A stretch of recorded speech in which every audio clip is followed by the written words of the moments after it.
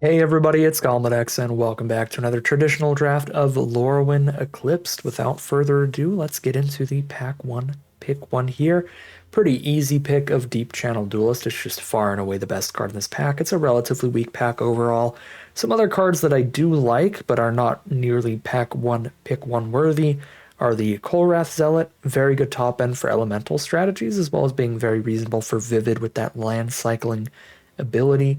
Then Wary Farmer is a solid filler 3-drop for Kithkin, but not a card you take super early for that deck. Overall, there's a lot of mid cards in this pack, so lead off with Deep Channel Duelist, see what we get. Pick number 2. We see an Eclipsed Boggart towards Black-Red Goblins. That is my least favorite of the main supported typal decks. So I don't really want to hop onto that. There's a Cinder Strike here, which is a reasonable removal spell for any red deck. Particularly the Elementals deck is the red deck that I do like. There's quite a solid blue piece of interaction, though, to just stick to our Deep Channel Duelist while still being one of the strongest cards in this pack. I think the power level here between the strongest cards is comparable enough between mainly these three uncommons all being greats that we'll just take the on-color uncommon when they're all pretty equivalent in power level. Pick number 3, there's a Temporal Cleansing, which is a great Convoke removal spell for any blue deck. We can get deeper into blue, not necessarily tied to Merfolk. We could be Merfolk or Elementals off of 2 great blue pieces of interaction. That seems perfectly fine to me. I think any of these uncommons are super exciting. Yeah, Temporal Cleansing is pretty good. Safe Right Cavalry is pretty good in Elves. Those are kind of the best we've got here. Wayfinder is a card that makes the cut very often in my decks because I will frequently be splashing into a third color for bombs and some vivid nonsense, but that's kind of a me thing rather than a thing that you should always be doing in the set. So I don't know if I can recommend taking Wayfinder as highly as I do. I just enjoy doing that. There are still, more often than not going to be better just streamlined 2-color typal decks. Pick 4. I'm a big fan of Omni Changeling. This card is super, super fun. It's a clone that you can convoke out. So being able to copy up any of your lords is awesome.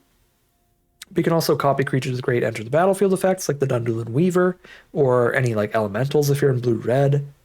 And this ends up having all of the relevant creature types as well because it keeps changeling even on the copy of whatever. So if you're copying like your opponent's bomb rare, their bomb rare is now like a merfolk on your board if you're in merfolk. So I really like Omni Changeling.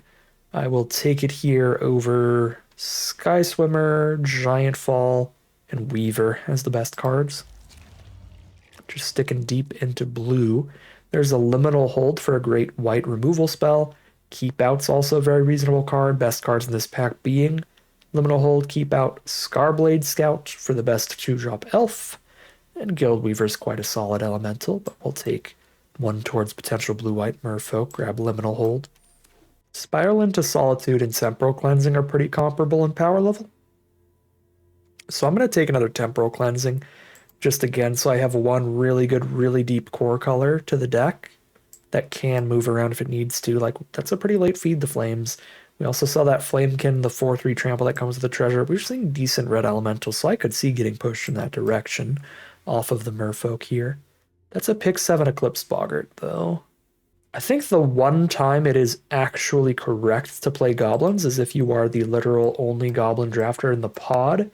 This is late enough in the draft that this is not going to come back around if we don't take it now. So if we want to have that backup plan of if the other Boggart wheels, being the one goblin drafter at the pod, we have to take this here. So I'm going to take it over Sky Swimmer. But if you are less bold, if you want to take a consistent card that's very likely to make the cut, Sky Swimmer is definitely the pick. It's a great card. It'll fit into our deck even if we're not in white. That is the safe pick there. But Boggart gives me a really solid back pivot into goblins if we're the only goblin drafter at the table. And then Blood Crypt would be good in there. I don't really love Hovel Hurler or Preacher, even if I do end up in blue-white. Okay, we will not be the only goblin drafter at the table, so would have been better to take that merfolk card, but it happens. We'll take the Shore Lurker here. Although Kolrath Zealot is a card I like quite a bit better than Shore Lurker. So I'd be taking a big hit in power level just to stick to one Merfolk Lord, one removal spell. I'm going to take the Zealot here. If we end up in elementals, I'll be much happier with that than I will be about the Merfolk card. We'll take Tributary Vaulter.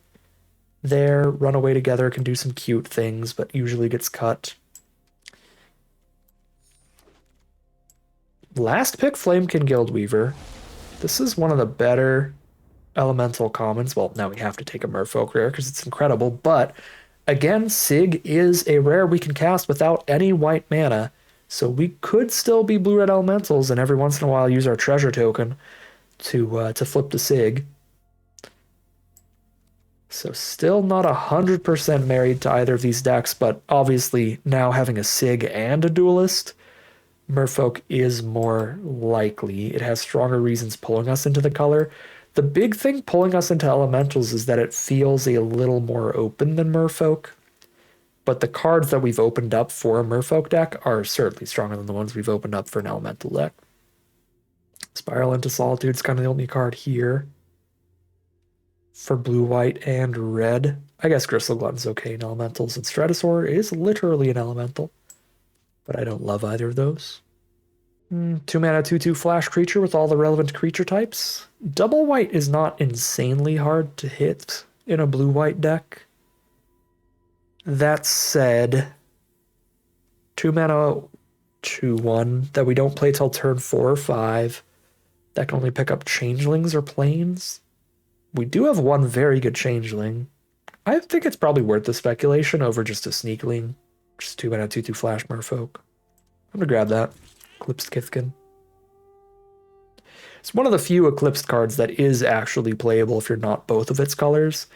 All the Eclipsed cards that require 3 mana of their color, 3 hybrid green or black like the elf one, or 3 hybrid red or black like the goblin one, those I would really only play in a dedicated 2-color deck.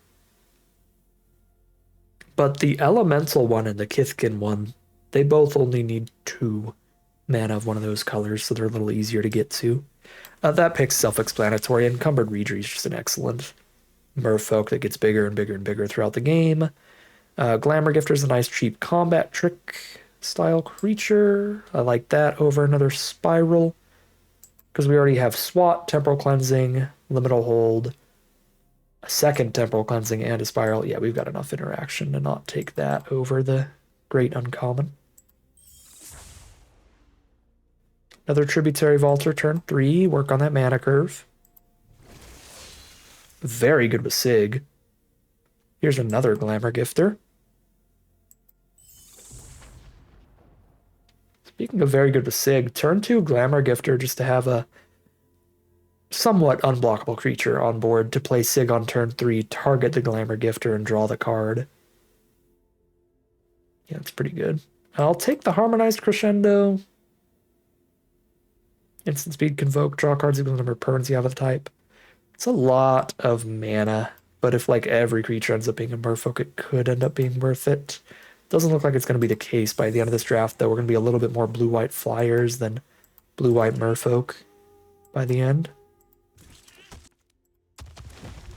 Celebrant's a fine filler top-end creature.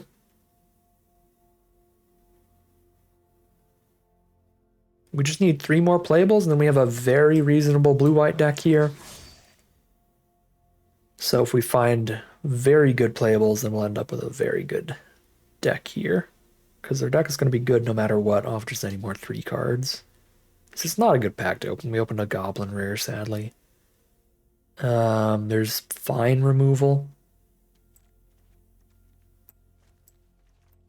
On 4 removal spells already. It's not really what I need.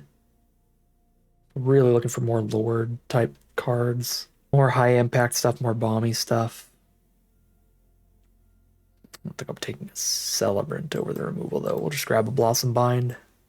Alright, here a Lofty Dreams is a fine convoke card. Send somebody in the sky, get some damage in. Cute. No good creatures showing up. We'll run a Shore Lurker.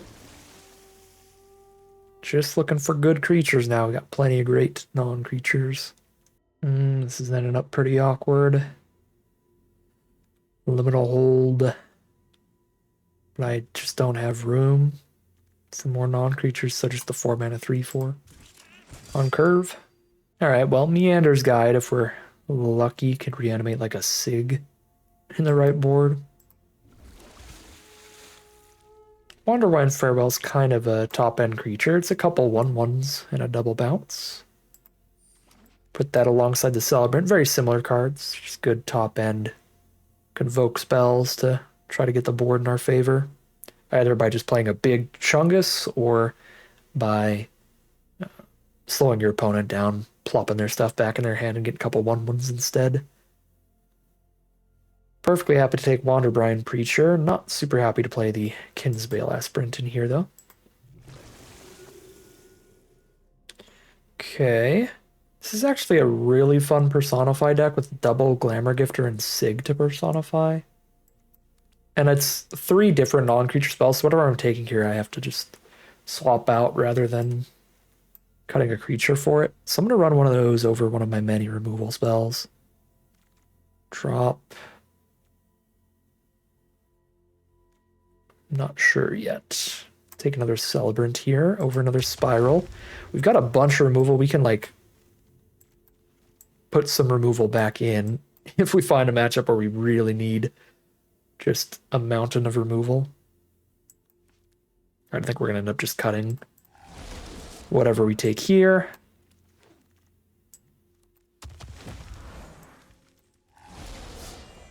Okay, so if we count Convoke cards as being discounted, our curve really stops at 4 mana. Right, if we can cast our Convoke spells for 4 or less, everything that costs more than 4 has Convoke. So looks like we want to cut a chunk of blue, ideally, to make the mana base as simple as possible. We could go like 10-7 here, or we could go 9-7 if we want to go 16 lands. Yeah, let's cut primarily blue spells then, so that this Eclipsed gets as consistent as possible. Although Gold Meadow Nomad's just really bad, so probably going to cut that too, even though it is a white spell. Glamour Gifter's kind of another 3-drop, because we ideally want a combat trick with it. But I mean, depending on the hand, just putting it on the board first is good. And we've got the Personify to redo it later anyway, so we'll cut Blossom Bind over these white removal spells, and then all the blue ones have Convoke. I suppose double blue on Swat Away is going to be a bit difficult if blue is going to be the less represented color. This way, every double blue card in our whole deck also has Convoke at least. So if we have a blue creature on board, that'll get us to the double blue. So yeah, I think I'm going to go 9-7. Cut these 4 maybe. I think that makes perfect sense to me, although it is a lot of 3 mana stuff. Although again, I guess 3 of those 3 mana cards are cards I can play on turn 2 on occasion. So it's not a crazy, crazy curve here. If I want to cut anything at 3, it's probably the Dune Guard. Alright, yeah, I'm going to cut blue stuff. Cut that, and cut... I still feel like Gold Meadow Nomad's just the worst here. I mean, it is a 1-drop, so it does give us potential on the play turn 1 Nomad, turn 2 Sig. Just so it's like, alright, well, if you didn't play a 1-drop creature because I'm on the play, I poke for 1 draw card on turn 2. Alright, I'll keep it for that, but I'm not excited about it. I'm not excited about any of these last additions. This is a very, very mid blue-white deck here. We didn't get a lot of power this time around. Obviously, my vision of it's going to be a bit skewed, because if you've seen our last 5 traditional drafts, you'll have seen a whole bunch of like 6+ rare decks. We've had absolutely absurd luck in these traditional drafts. Just a ridiculously good run. I mean, what was the win rate? We lost a single round in the last 5 traditional drafts. Yeah, we're 14-1 right now in traditional draft rounds. We're probably we're overdue. We're overdue for a below average deck, below average pod for us, so it's perfectly fine. But it can still curve out. It can still tempo people out. I'm not calling it before it ends here. This could be another 3-0 if we get into the right matchups. Doubt it. It's not as likely as any of our other decks, but this deck is certainly a playable one, and we'll have to see how it plays out for us as we hop into the gameplay. Alright, that's a hand. Nomad into Gifter just to push damage in early into the Vaulter with Gifter for a 3 power flying Glamour Gifter every time the Vaulter attacks. This looks like a good start. There's another Vaulter. The Vaulters play well together as well. There is a little bit of reach in the set, not a crazy amount, so green should be a reasonable matchup for us to actually just get a bunch of damage in the sky. There's Wanderbrine Preacher instead of Glamour Gifter. Do I want to play that instead of the Gifter here? I think I really want to get into the sky, but Gifter being a combat trick as well is kind of a big deal. So I'm just going to start with the Preacher. That way I do have the Glamour Gifter trick later to clear out one of their important cards. They did start with a Bloom Tender, which is a scary mythic. It can add a lot of mana off just one card. It adds mana for each color among your permanents. So by itself, it's a worse land or elves. It's a 2 mana 1/1 tap for green. But as soon as they play a second color of card, this thing taps for 2 colors. And if they play a hybrid mana card, it's going to be tapping for 3 colors this turn. If they go like Mountain, play the red-white Changeling, tap for triple color. Wow, holy mana in their deck. That's crazy. So they could chump with Bloom Tender so that the Dignitary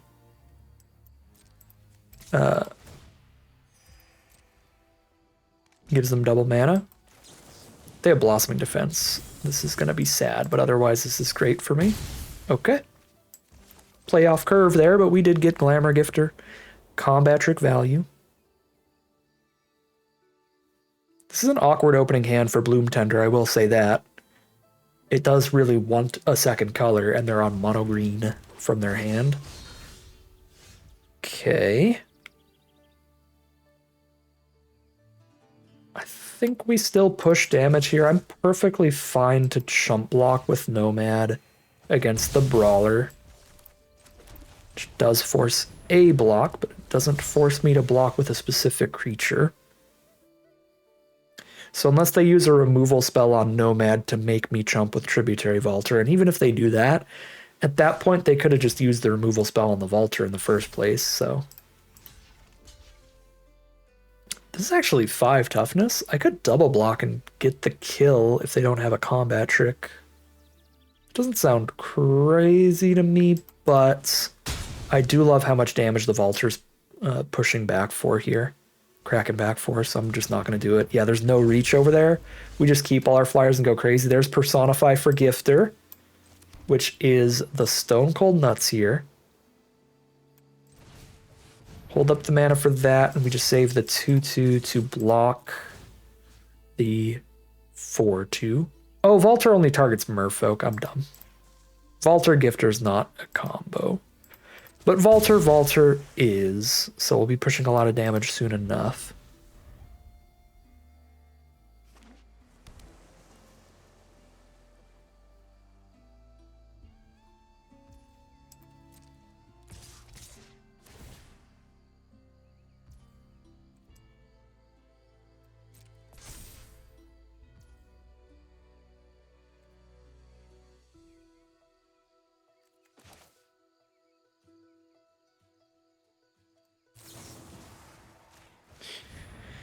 Personify the Gifter unless they removal spell it. This will give me a 1/1 and I make the 1/1 a 4/4.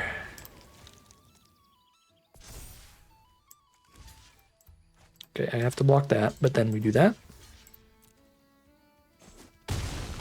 Cool.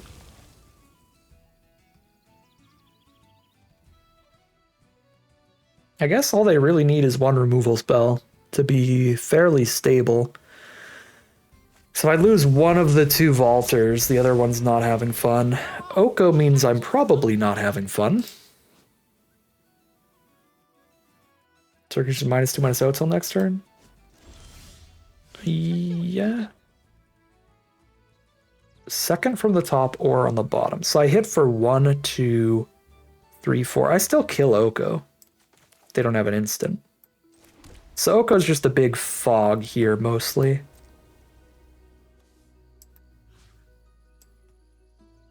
I mean, I might as well send a message. I have to tap it anyway. Oh, it is going to hit for 1 through this. Yeah, okay. I should have sent the 1 damage at their face. Misplay. Alright, they got their big fog. But we've got now 7 damage a turn. That's a 2-turn clock in the sky. They are on blue, seeing that Oko, which means they could have flyers. Wary Farmer is not a flyer. This looks like a great matchup so far. If they can't play flyers, they cannot block us. Because we are primarily flyers in this deck. Here's Sig on the Gifter. Should have attacked with the token, but you know what it is. I clicked too fast because it was easy. What if I had my second Glamour Gifter in hand, though? Glamour might. Wow, that's a draw. Now even if they play a flying or reach creature, I just tap their only blocker that matters. Wayfinder's not a flying or reach creature. We got lethal on board. We got overkill with Sig being unblockable.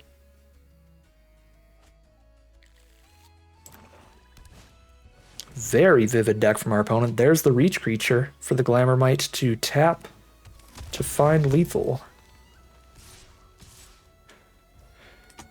Alright, we get ready for them to sideboard in all the flyers and reach in the world. And that is 1-0 to start us off in round number 1. We're playing against a very vivid deck. Green, blue, and black. Some hybrid green-white cards to help with Vivid for Bloom Tender. They've got an Oko. I'm sure they have other good Vivid payoffs as well. So, yeah, relatively scary. Don't really need a ton of removal for all these 2/2s and 3/3s and stuff. We just don't care if they're not in the sky. So I don't think we're really siding in Swat Away or Blossom Bind or anything.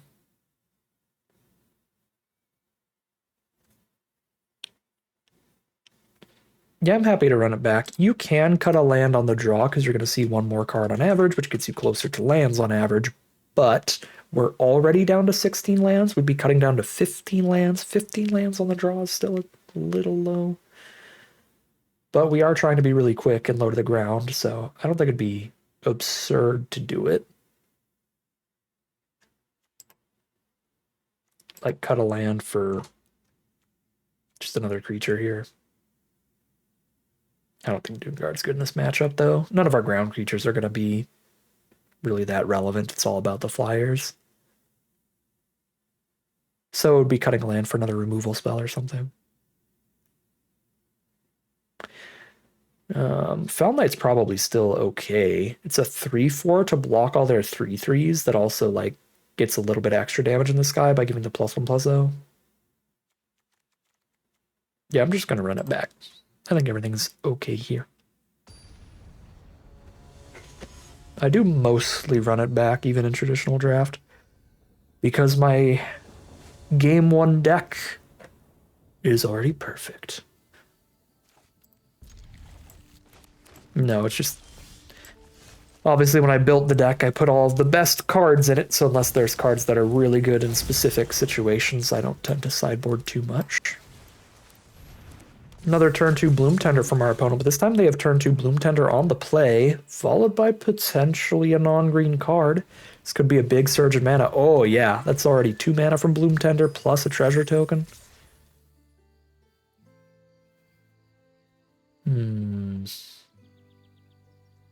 That's a very tempting trade. Just get the Bloom Tender out of here. If they're offering this trade, their hand is probably just a lot of mana. So I think I don't block and I trade with the bigger Robber instead. Oh, especially if I draw Glamour Gifter. Well, I guess that doesn't actually work. Being a base 5/4 is bigger than a base 4/4, so that doesn't actually do anything here. So we just play the Vaulter and trade another Robber, give them the treasure. Or I hold on to Reejerey for Convoke purposes.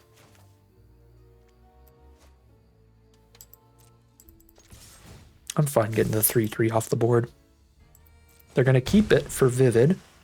Fair.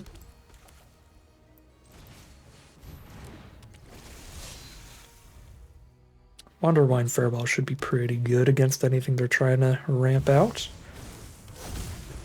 Okay, their deck is sick. Double Bloom Tender. Okay, what are the odds of that? Okay, Deep Channel Duelist is awesome here.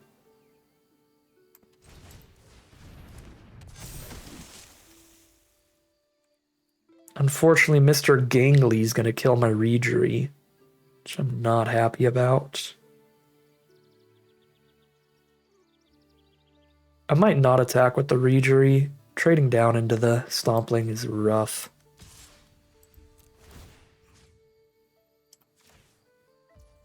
Just wait till we convoke Wanderwine Farewell, because then I can convoke Farewell and then attack with Reejerey later. And both of the -1/-1 counters will be removed, so it'll be 5 toughness if Deep Channel Duelist is still around.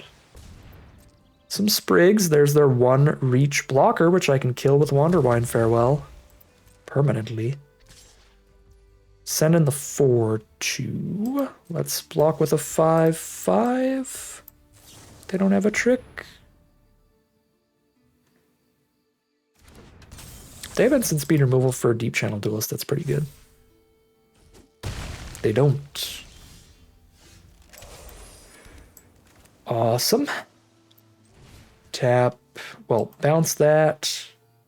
I feel like the treasures aren't super relevant at this point. So it's okay if they get another.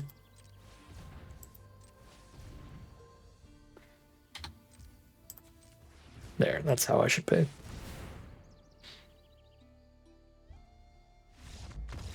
Actually, maybe it's not.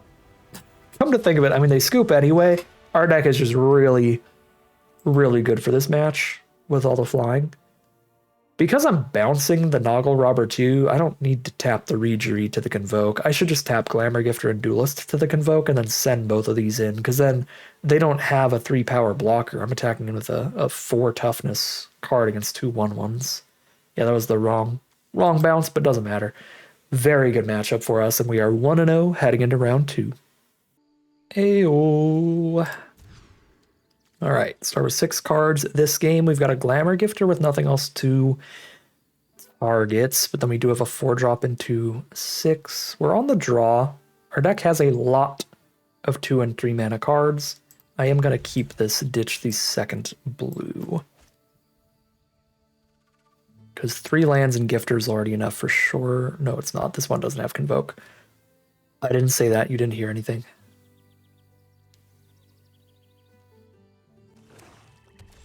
All right, opponent's on a black deck. Mull to 5. Mono black for now. There's Sig. So we do have Glamour Gifter on 2 and a Sig on 3 to draw the card. They're stuck on Swamp. Here's the Gifter. No removal, 1 time, please. Although, even if they remove Gifter, it means they won't be removing Sig. So we draw the extra card. Let's go. Having a good time over here.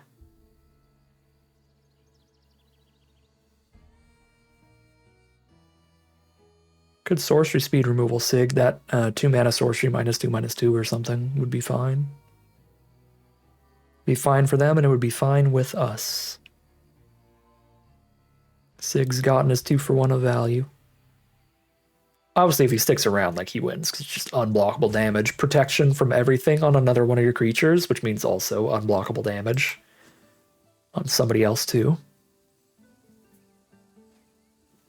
But because what makes Sig so powerful is that there's so many scenarios, especially if you build around the Sig, where you just draw a card off the Sig the second you play him.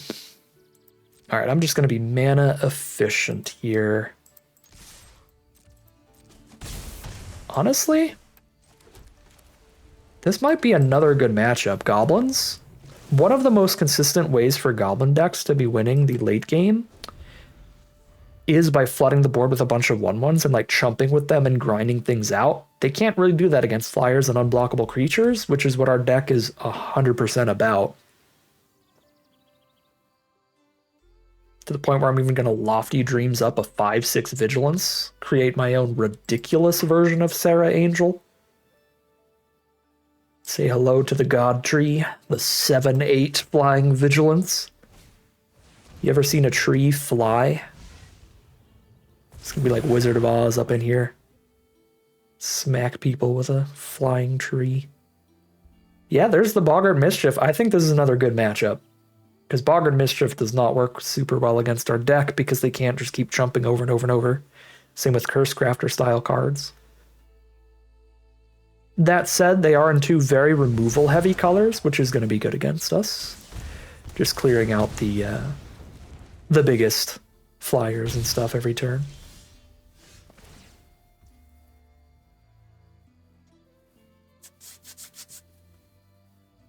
So I'm tempted to just play the Celebrant because I would be hitting for 3 damage here. But they've got 2 cards left. If it's just like destroy target creature, then Celebrant is kind of our worst play. I could flip the Sig so that I work towards drawing another card.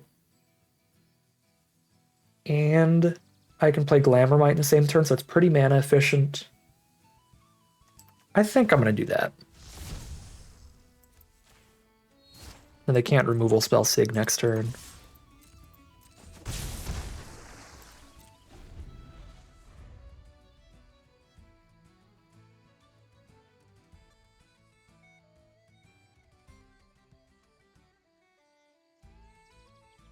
We're closer to the card draw now. We'll have enough creatures on board. We could like do the card draw plus cast a Temporal Cleansing.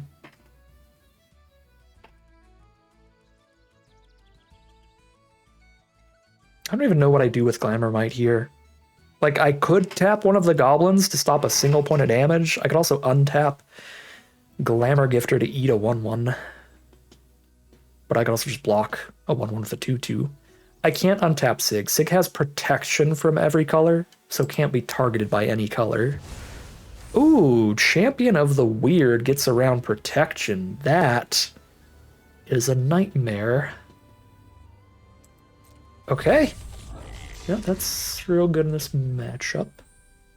So they're going to hit us for 1 first. No, they're just going to skip through and keep the 5/5 for now? Well, now I can just Temporal Cleansing it. And we're fine. It takes them 2 turns to redraw it. Okay, yeah, we're doing fine. If they just pass through. The tap is irrelevant, everybody's flying. Might have to tap Glamour Gifter to play Temporal Cleansing if I want to draw the card this turn. Still worth it.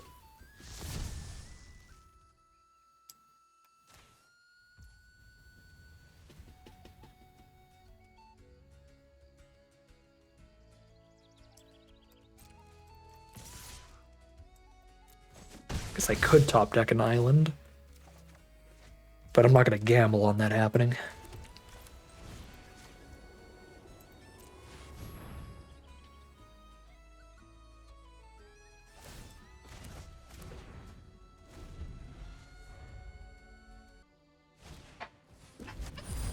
Ooh, Curse Tosser is pretty good against us. Majority of our creatures are like 2/2 flyers and stuff. 1/3 flyers. 2/2 unblockables. So Curse Tosser can kill most of our stuff. Yeah, so here's the Boggart Mischief to kill Sig. That's good stuff. Double Boggart Mischief as well is really hard to race. Gain 2 per Goblin Death. And then they're going to play the Blight Goblin with 3 out on the board. That's real rough. Actually. I mean, just get the Sundappled Celebrant onto the board. They have to Blight 3 to kill that 1 card at that point. That feels pretty good. I can't play Celebrant and Gifter unless I play Gifter first. which doesn't make a ton of sense. Okay. Yeah, I'd have to not attack with this gifter and play this one. Just, I guess, buff that Glamour Might. I guess we're not really combat tricking them too hard, so hit for 4 instead of 3 and have one more creature to attack with. Yeah, I probably actually should have played Glamour Gifter. I could have played this gifter, targeting Glamour Might, hit for 4, 2 untapped blue cards, spend 4 and the 2 gifters to play Celebrant. I should have done that. This is kind of anyone's game right now. I think they're favored. Double Mischief Champion of the Weird is just gnarly stuff. They triple ping for every Goblin deck with the Curse Crafter too. Or every Goblin Death. Not the Exile. They don't ping with that.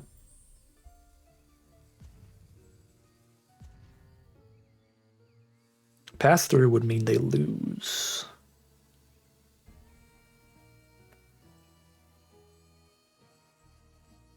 Though, so there's always a chance they just pass through and die.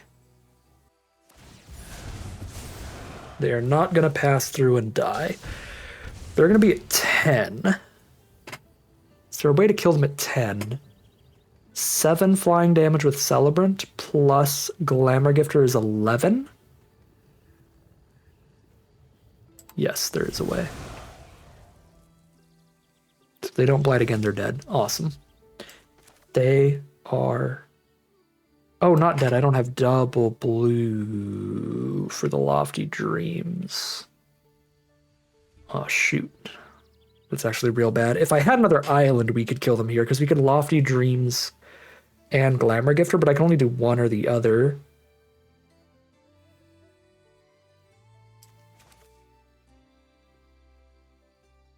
If I played this Glamour Gifter last turn, we could do both, but then that's 9, not 10.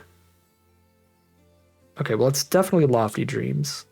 What if none of these are Merfolk. I guess the Duelist itself is a Merfolk to untap to chump with. If I play it first, yes.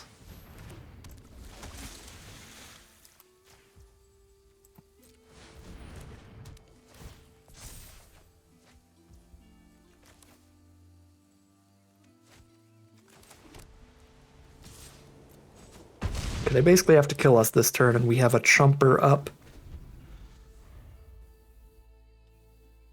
They'll be at 4 life if they lose a Goblin, but then I can hit for 4 with the Flyer, even if they kill the Celebrant, and they can't kill the Celebrant, so we win that game. Okay, could have played that better. Should have Glamour Gifted earlier, and just not been thinking about it as a combat trick. It's just not a combat trick. We just need more permanents out for more Convoke with that Lofty Dreams in hand. We would have also hit for 1 more damage on that earlier turn, hit for 4 instead of 3. Gotten more to the board early, so we can play things out better in future matches. But I do think this is a reasonable matchup, and I doubt it's going to get crazy scarier than Double Mischief Champion of the Weird. Curse Crafter 2, triple ping on each Goblin Death. Yeah, I hope we saw their scariest cards here. Curse Tosser's pretty good against us. Cinder Strike is solid removal. This is not a horrible matchup for playing a bit more removal, just to slow down like a 5/5, but the rest of their cards are going to be dirtily little small creatures that they want to blight onto anyway, so I don't want to go too removal heavy. So I don't really think I want to add more removal. I've already got a little chunk here. This feels like another run it back. So call it a deck here. Hop into game 2 of round number 2. Sig does not draw any cards by himself. We're on the draw. On the draw, 16 land deck.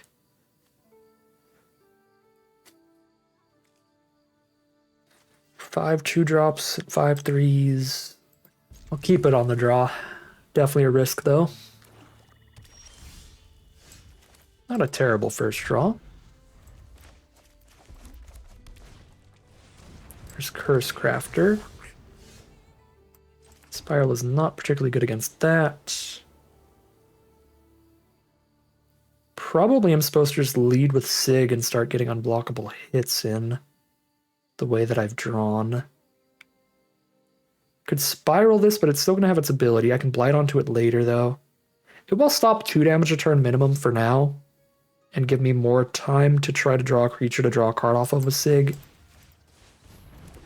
I think either of these two plays is pretty reasonable. It depends on what the rest of this game is going to look like. There's Boggart Mischief, Blight onto the Curse Crafter. There's a Foul Knight, which is a 4-drop for us, which is not good. So, yeah, it's just going to be a Sig. No value, sadly. Oh, you know what I should have done, actually? I should have cut Spiral for a Blossom Bind, because Blossom Bind stops you from blighting onto that card. So, like, if we drew Blossom Bind here instead of Spiral, they couldn't play Boggart Mischief this turn. I mean, they could, but they couldn't get the 1/1s. They would have nothing to blight onto. We should have cut Spiral for Blossom Bind, since they are a blight deck.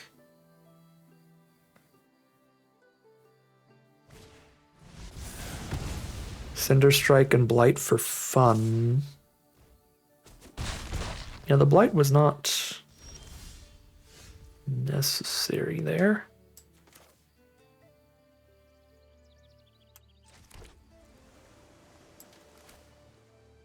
We just play a 3/4. This is an awkward game. There's nothing good to Temporal Cleansing. There's Seer on the Foul Knight. Poke for 2. Stingy Slingy. There's a card to Temporal Cleansing. This is honestly actually a good matchup for Gold Meadow Nomad. Probably the best Gold Meadow Nomad matchup we'll end up with.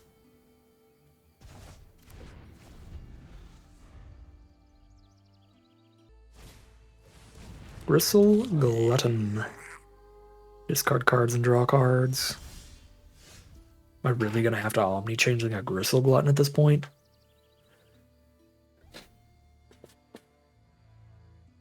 Glutton plus Mischief is pretty good. I could also Temporal Cleansing it. I'm not really happy with either of my plays that I have access to.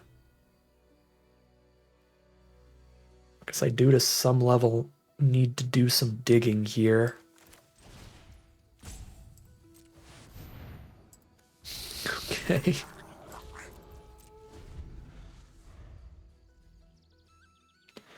And 1/3 is a good stat line too. It's gonna be a 0/2 quick, but still. Maybe we make the Gold Meadow Nomad an 0/1 first and keep the 1/3 Glutton body. And then we blight onto the 0/1 to kill the Curse Crafter.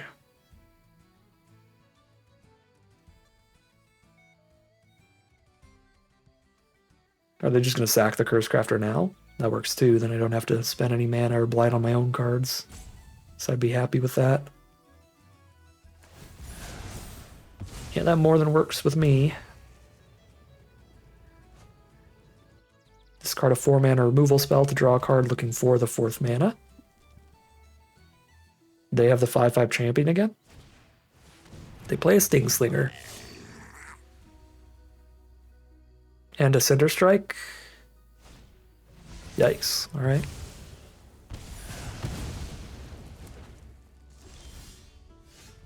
Lofty Dreams. I build a 3/4 Gold Meadow Nomad, I suppose. Try another card is big too. Can't double spell though. I'm just gonna hit the Slinger. Give it a turn. We're chilling. We're staring at each other. Our opponent has a Glutton for a card draw engine. We didn't see any discard from them yet. I could still sandbag this land in case they have the discard fairy. But it doesn't feel monumentally likely based on how these rounds have played. I mean, it is a blight card, and they do like blighting.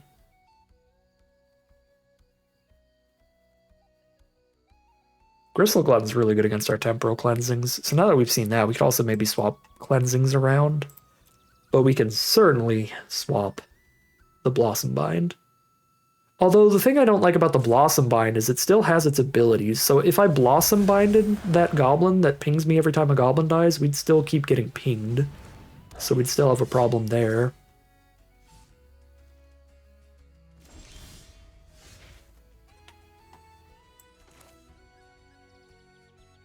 Well. Okay.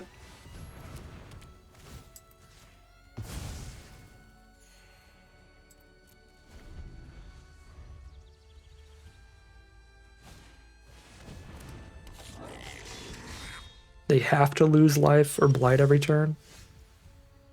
Probably just going to lose 3 every turn for a while. Okay.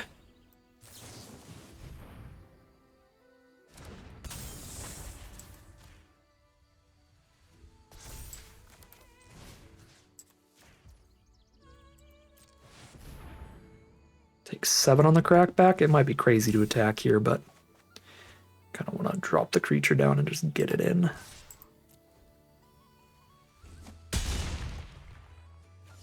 Balance out the life totals, but then I take a swing for 7. Or 6 if they just kill the token. Oh, that's still 7 because mischief, yeah. Glamour Gifter as my chump.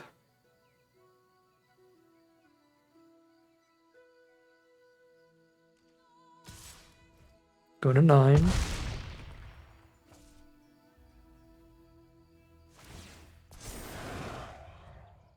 Blight onto the gang, draw a card. Second Boggart Mischief. Do they have 3 copies, or did they just draw both their copies each game? That would be nasty. Either way.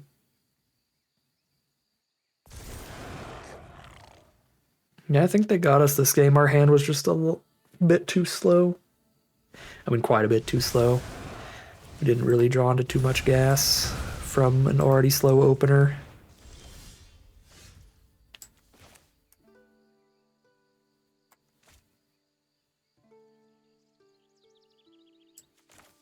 Chumper and Tributary Vaulter.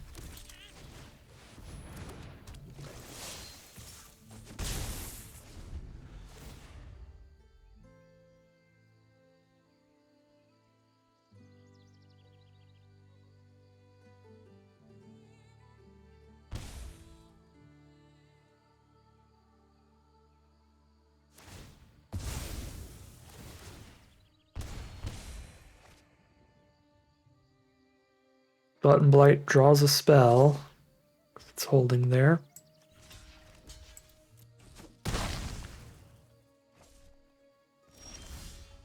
We draw land.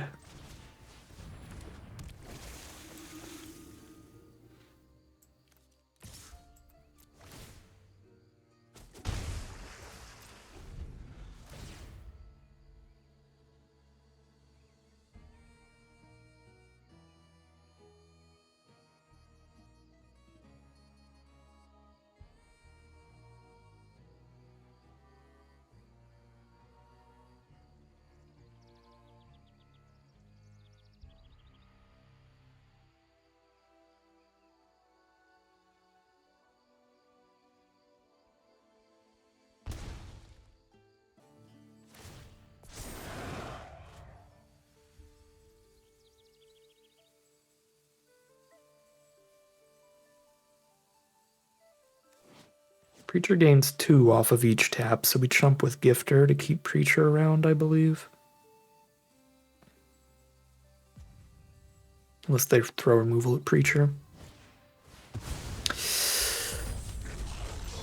That's dead. Champion of the Weird with Boggart Mischief trigger. If they pay all their life to kill the champion. Okay, we're not dead if they do that. They could have blighted thrice.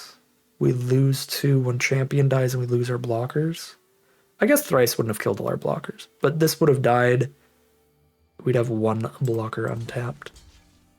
Okay, we have a tiny, tiny chance since they did it that way. Wait, no, probably not. Because they could just champion post blocks now instead. Yeah, no, we don't have a chance. Champion kills both of our creatures and then gains them back some of the life they spent.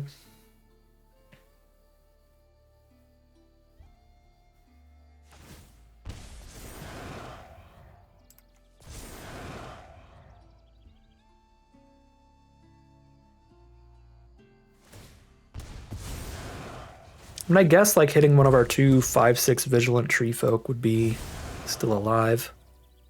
So there is still a tiny chance.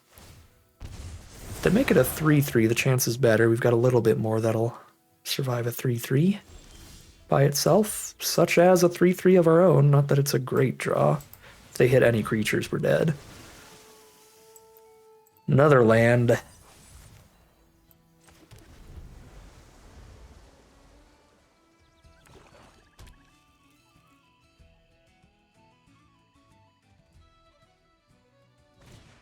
More removal, fair enough. All right.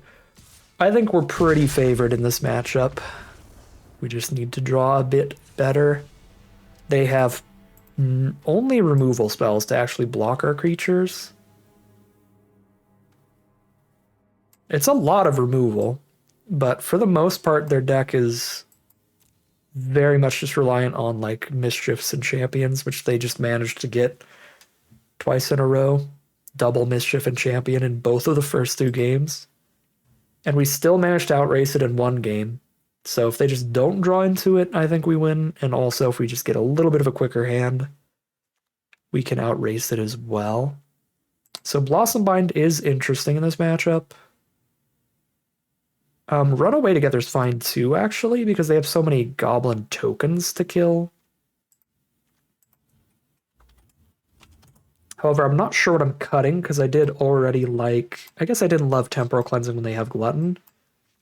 So 1 Cleansing for 1 Runaway Together is okay. I do like the Personify a lot here. I didn't love the Spiral. Putting in a Blossom Bind instead of that. So I could cut 1 Cleansing for 1 Runaway Together, 1 Spiral for 1 Blossom Bind. I don't think is crazy. Obviously, the Blossom Bind is worse if they play the thing that damages me whenever Goblin dies, though. I like the Celebrants a lot. I think the Changeling is decent. Really like the cheap creatures. I think the rest stays about the same. Yeah, I'm going to swap those 2 out. Bring in a Blossom Bind over a... over the Blight Exile spell and a Runaway Together over Temporal Cleansing. Sure. And most importantly of all, we will be on the play here for game number 3 of round 2. Not exactly the order you want these things in, but the Personify to go with the Sig makes it fine. The Meander's Guide to reanimate Sig if something happens. I should have played the Plains first. I could have Kithkin'd. That was a big miss here. If we could have led with Kithkin first and then Sig on 3, that would have been awesome. I forgot we had the double white card on 2. We should always play Plains turn 1.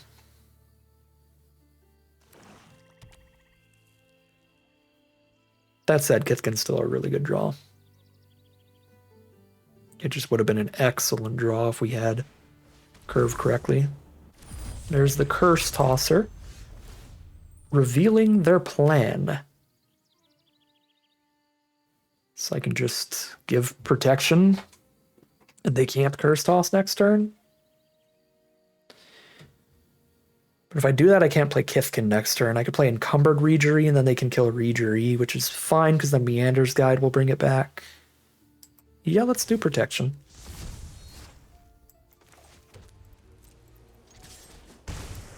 No legal targets for Personify.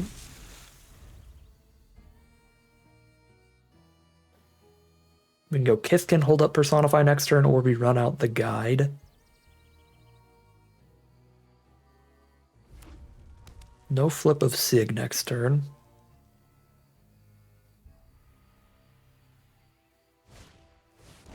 Yep. Mischief the Reejerey. You got it. Glamour Gifter. Okay, now there's a multitude of cards I get to hold up by playing Kithkin, so we'll play Kithkin.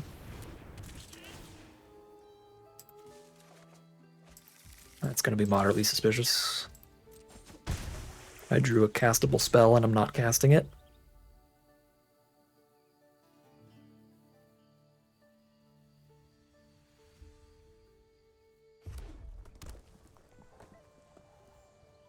think we really want to play Glamour Gifter here because that's the most guaranteed way to draw another card off Sig next turn.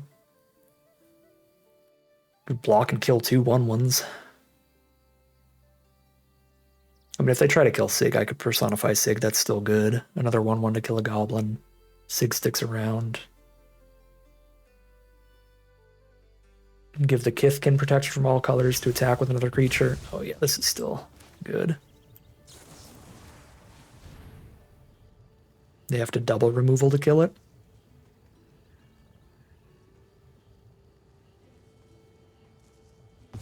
They cannot.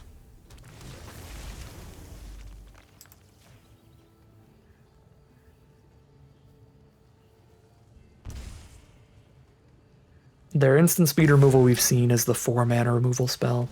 Okay, there's Sting Slinger. Sundappled Celebrant is the draw. If that's the draw, I am not gonna flip Sig yet. I could flip Sig and play a Meander's Guide. Meander's Guide convoking the Celebrant out will play it. That actually... Maybe I will then, since I can play Meander's Guide this turn.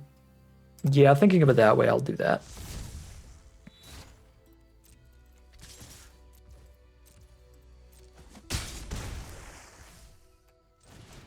Oh, it's whenever it attacks. Never mind. This is still a fine mana-efficient use of the turn. But I think poke for 2 and play a 5/6 would have been very reasonable. This is still an okay play, just not great like I thought it was. This isn't whenever it becomes tapped, it's when it attacks, then you can tap somebody else and do it. I thought it was whenever it becomes tapped, you can tap somebody else and do it, because that's what most of them are, like whenever they become tapped, like the Reejerey. I think we've drawn Sig in all 3 games, which is kind of wild.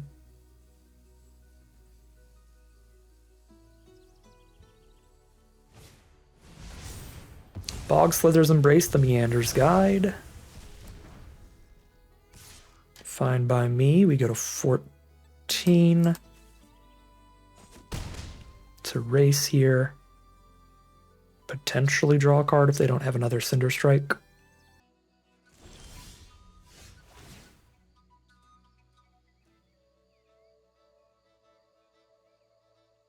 They have the Seer for 4 damage at instant speed.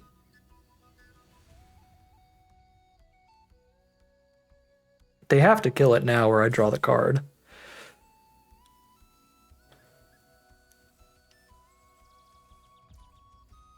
Yeah, if I click blue, I draw the card here. Yep. Even if they have the Seer. Mana's not great. That I have to just play a Gold Meadow Nomad here. That's fine, though. To draw a card. Or to kill a Sig is good, too.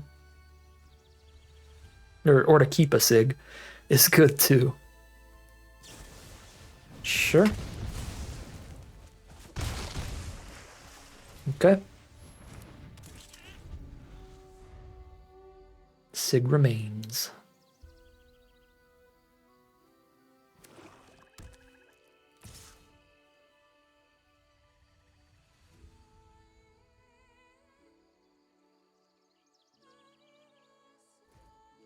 No blocks.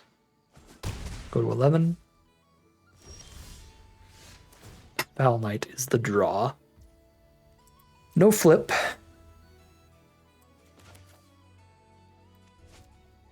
Probably Celebrant.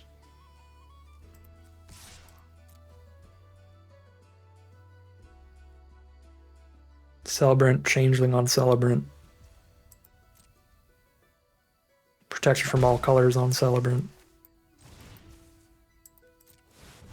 The instant speed removal we've seen from them is deal 5, which can't kill Celebrant. They do not have the instant speed removal. So we know they have Seer for 1 in a red to deal 4, or the 3 in a red deal 5, exile the card, if they have an instant speed removal spell. I guess we don't know with 100% confidence. They could have something we haven't seen yet. Those are the ones we know they have in the deck. If I top deck a land, I'd love to go Sig the Celebrant and play a Foul Knight.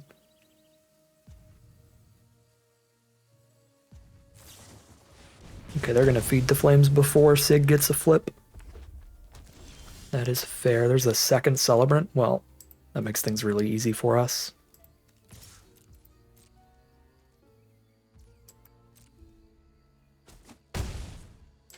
Actually, because of the Convoke, we could have attacked with everybody in still. Glamour Gift... Well, no, because they'd be tapped. Never mind. Well, because this has Vigilance, and Glamour Gifter would be on the board. I could tap Celebrant and Gifter plus these 4. But I'd be spending 2 on Gifter, so yeah, no, I couldn't actually do the thing there. Ooh, Liminal Hold on Boggart Mischief feels kind of real.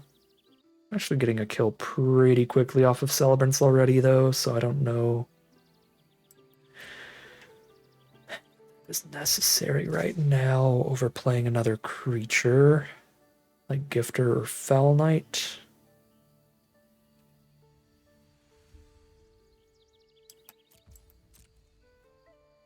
Post-combat Fell Knight is weird as heck, but it might be the play.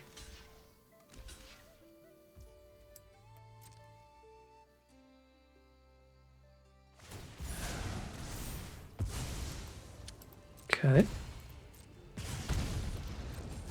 That's 7.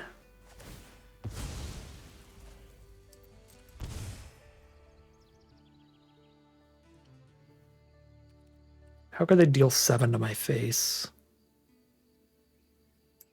I don't know, but we'll play it safe. We'll just Liminal Hold this Slinger and be at 9.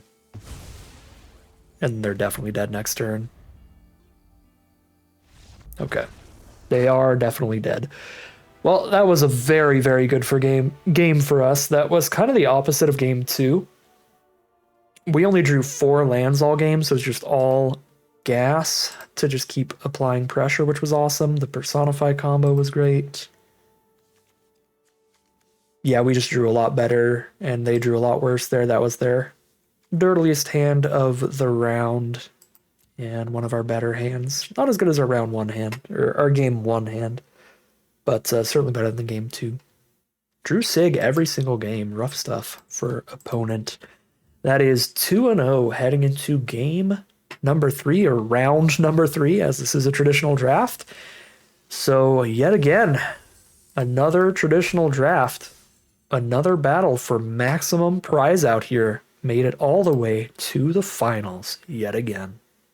All right, here we are on the play for the final round of Magic. Pretty good luck on play draw today. 3 for 3.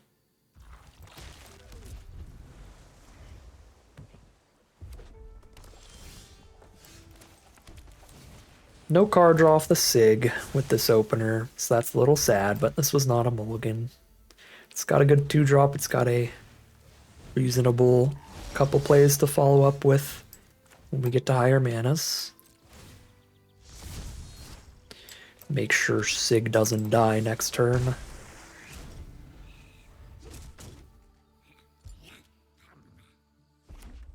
Wanderwine Farewell should be very good to top this curve off. They're on mono red for now.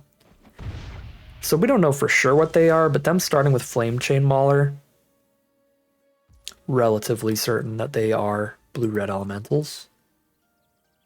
If I had to make a guess, they're either that or they're a pretty mid version of goblins. If they're running a 2-mana 2/2 elemental in a goblin deck, then something went very wrong. They could be pure blue-red elementals, or they could be some kind of vivid deck, though, where they're like red, green, blue. Really, any combination of colors is a possibility. There's the Tweeze, ditch a card, draw a card, looking for mana probably, discarding Kindle the Inner Flame, which is a cute one. I will absolutely draw Deep Channel Duelist. So we play Deep Channel Duelist and Glamour Gifter next turn. Don't have the mana to convoke anything out just yet, unless I just play Celebrant by itself, and that's it.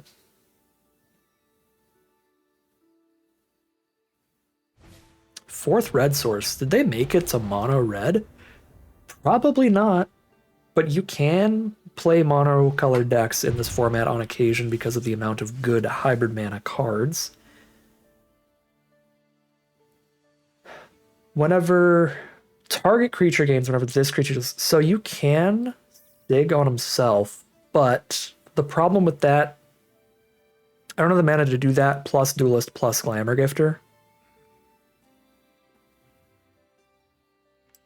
It's probably worth it for the card to not play Glamour Gifter then. Unless I top deck an island, in which case we're living the dream. Personify is a good one too.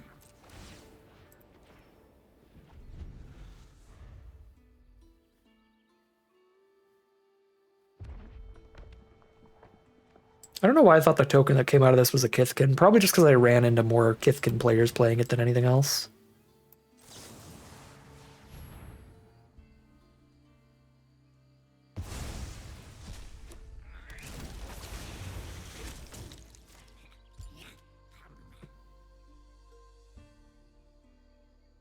But the fact that it is a changeling, so it's a merfolk too, is just awesome.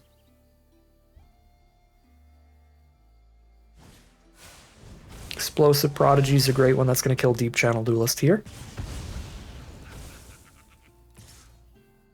Send in the 3-2 and the 2-2. We got the Wanderwine Farewell to win this race. Okay, no flip. Glamour Gifter and play Celebrant instead. I could Glamour Gifter and play Farewell and not get the extra damage out of the Gifter. 5/6 blocker at 11 life if I do that. They do have enough elementals to flash this thing back, actually. For 2 for a copy. That's a little scary. I kind of want to Wanderwine Farewell then.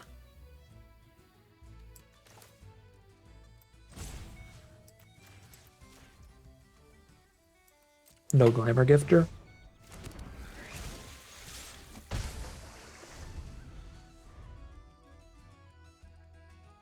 That'll make Celebrant super easy to play next turn. Make us much less likely to die to some cheese. Which looks like their deck plan. They might be mono red cheese you out with haste. There's Tweeze that can shoot face, Kindle to get a hasty token.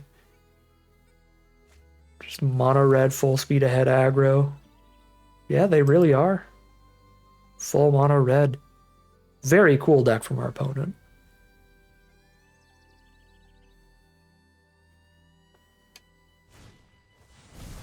Kindle on Prodigy is still quite good. Yeah, kill the Sig. But it's not much damage, at least. It's 1 point of damage.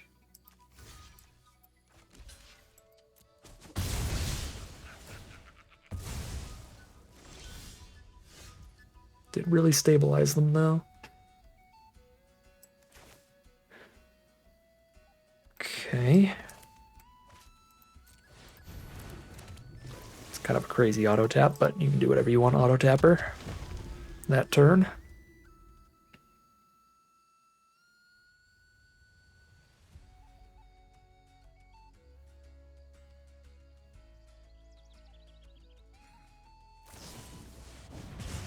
Tweeze the guide. Yeah, we really just need to keep in mind that they have a bunch of ways to tweeze out a lot of damage in the end. Even if we have infinite blockers, that's 9 to face that they've played. I mean, potentially over time, you know.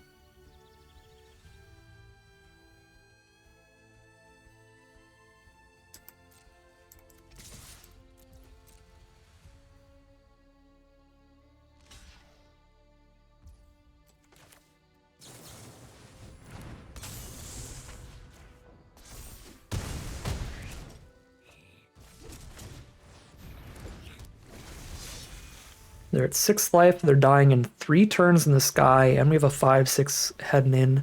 5/6 just trades into the 6/5 now if they run that out, but that would mean not stopping any of the flying damage this turn. Our 1/1 would trade into the 2/2. thanks to Tributary Vaulter. Zealot and a Zealot. Those are some draws right there, but if they play a Zealot again next turn, that is them once again not playing a flyer that turn, which is a huge deal.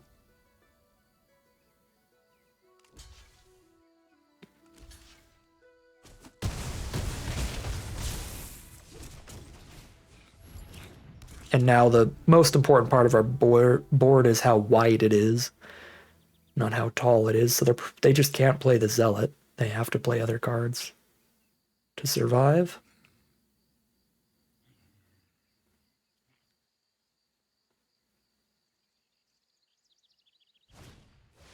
Enraged Flamecaster, that's got reach. Very good ability to have. And then the Mauler. That does it. They survive with 1 life. And now they really survive. Rough. Okay.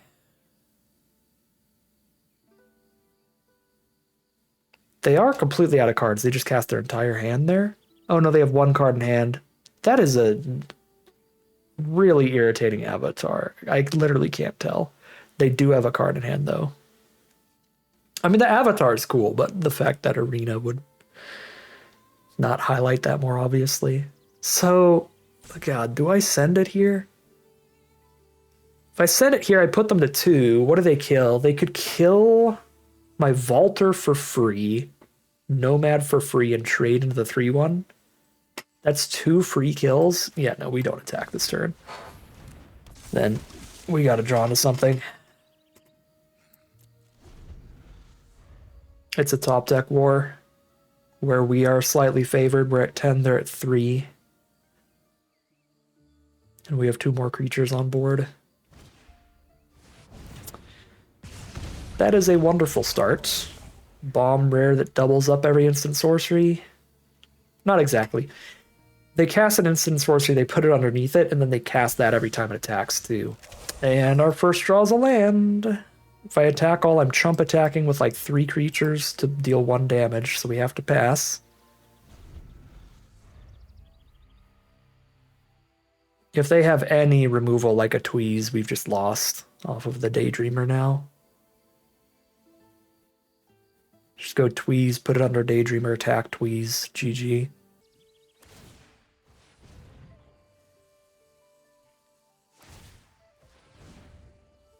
Yeah, I think we lose if they're doing this. That means they have an instant. Probably. Hit the 4th copy of Tweeze. Oh no, is it the 4-mana deal 5? Exile a card?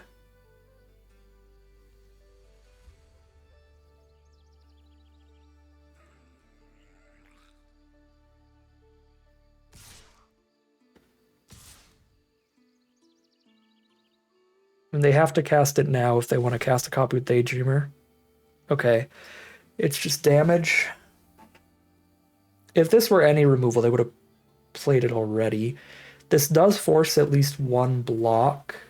They only have 2 blockers up, though.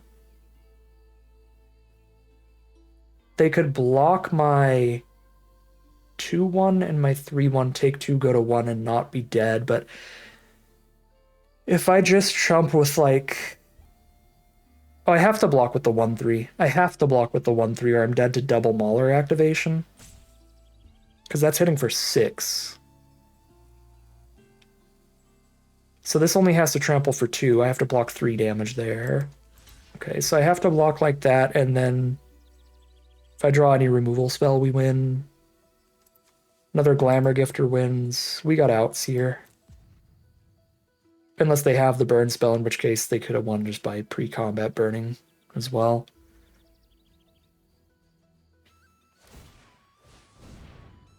Okay, they're going all in. Maybe. 2 mana left? Oh, it's going to be another blocker here. Make it harder for me to break through.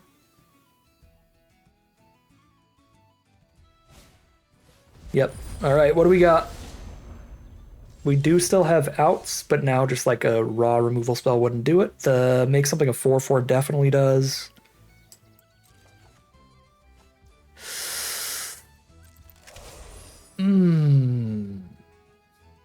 Yeah. Doesn't do it.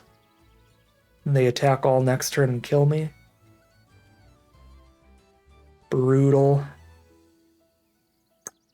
Well played from opponent. Very cool deck from them, but that's a huge bummer on this side of the table, obviously.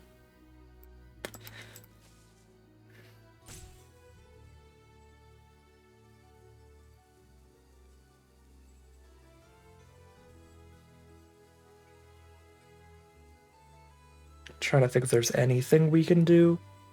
I guess I have to bounce the Mauler to bounce their only card with Menace to not quite die.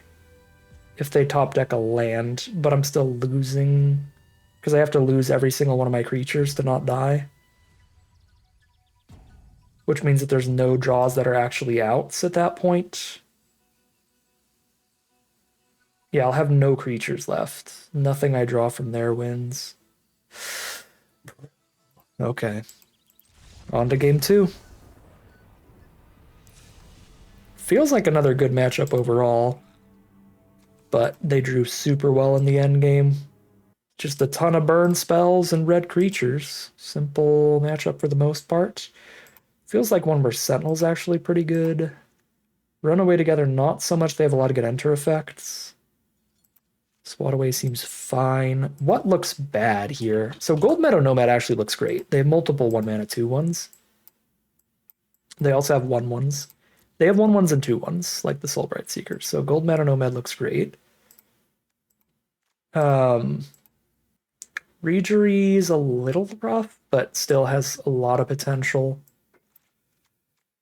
Summit Sentinel looks fine if we want to pull that into the deck. Personify looks great. Spiral looks a bit iffy. Blossom Bind as well. Just kind of look okay. Dune Guard does not look awesome. Meander's Guide was not awesome and also doesn't look awesome. I think the Temporal Cleansings are better than the Swan Away. Lofty Dreams is kind of risky against as many burn spells as they have. If they have open mana, we can't really play a Lofty Dreams, but it is still really killer on a Celebrant, so I kind of still want to save it in. Okay, four cuts here. I mean, Blossom Binding a Mauler or a Daydreamer or a Zealot or something is still good. So, you know, one Blossom Bind or one can't attack or block removal spell doesn't look bad to me.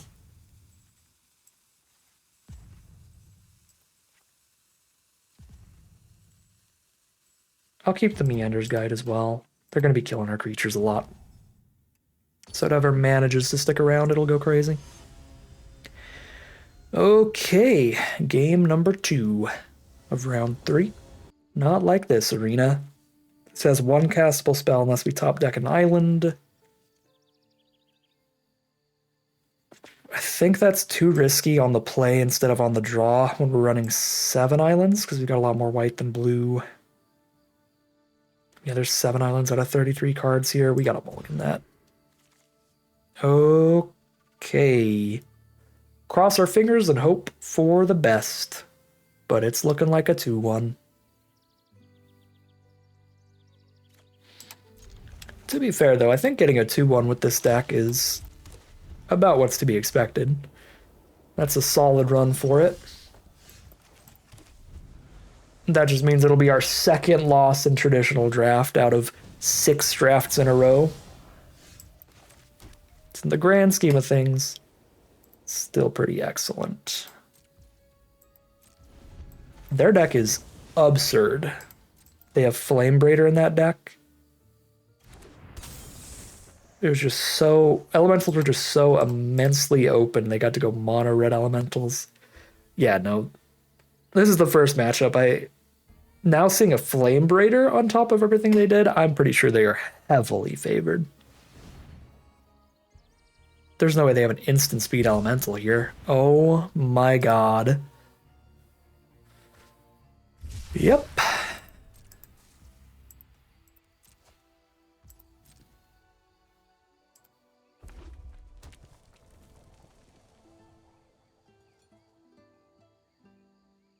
That's insane. They got to use their Flame Braider mana in their upkeep in response to my Glamour Might.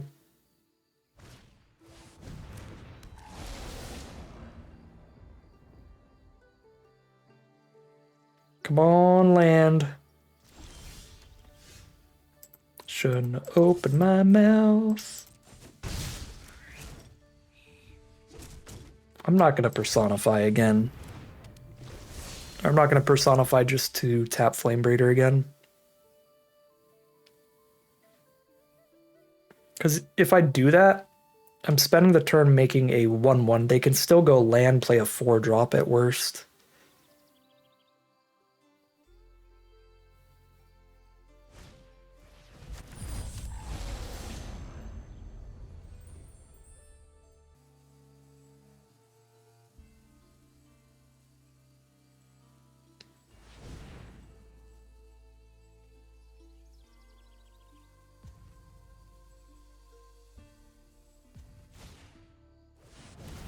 That's the 4-drop elemental they could play no matter what.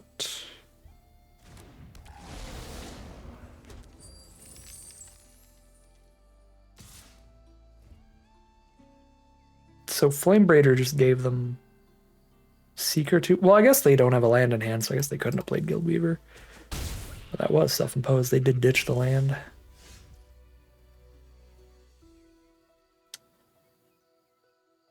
Where are my lands, though? Do I Changeling a Guildweaver? Sounds insane.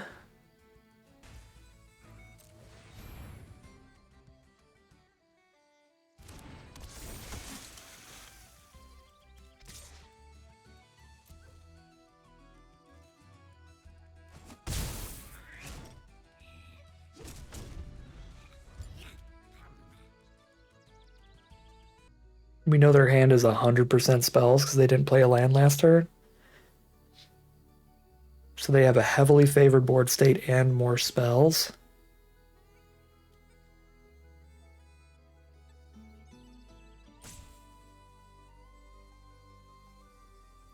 I mean, this game is just getting crushed by Flame Breeder, essentially.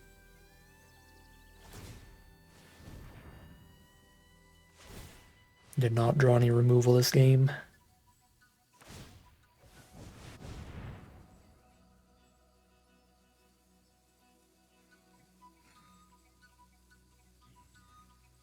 We did keep the removal spells that we have that would matter, which is Double Cleansing and Blossom Bind.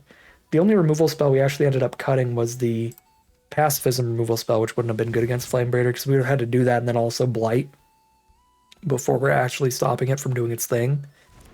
And they hit their Goliath Daydreamer Bomb again.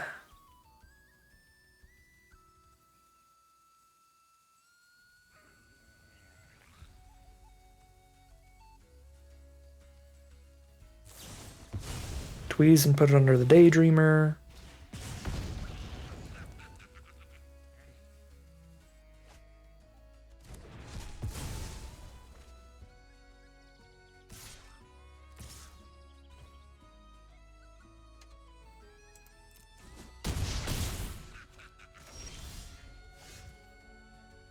Yep, you got us. That was just worst draws of the day against the strongest deck of the day.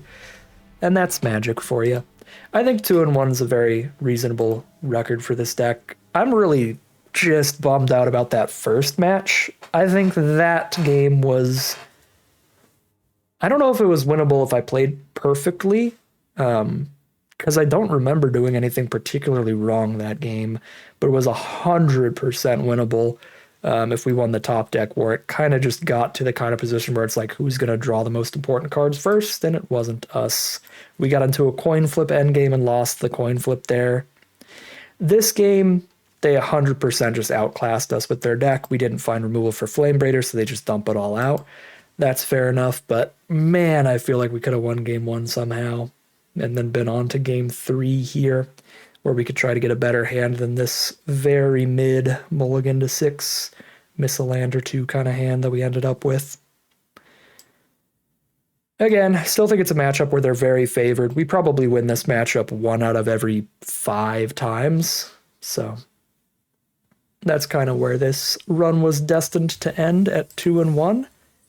And I'll take it. In the grand scheme of things, this was a pretty weak draft pod. We had to just run a pretty mediocre blue-white build here, but I think we made one of the better builds that we could have, granted what we were passed throughout the draft. Finding a nice little tempo aggro game plan, considering we didn't get any bomb power in the entire draft, just the one copy of Sig that we pack one, pick one. We weren't really getting past anything great in any colors, so just play around with that Sig, go for some tempo aggro, some flyers, some evasive threats, do the best we can, still manage to beat a couple decks there. I feel like we might have been outclassed in every single round. I wouldn't be surprised if our round one and round two's opponents' decks were just better than ours on average against the average opponent. We just ended up in pretty good matchups where the flyers were incredibly relevant there. Those first couple of games. Yeah, that mono red elementals deck was absurd. They had tons and tons of the best common and uncommon elemental cards and stuff, and being able to just jam that all into a deck and it being so open that you don't even have to play a two-color version of it, it's just going to be so efficient, so consistent.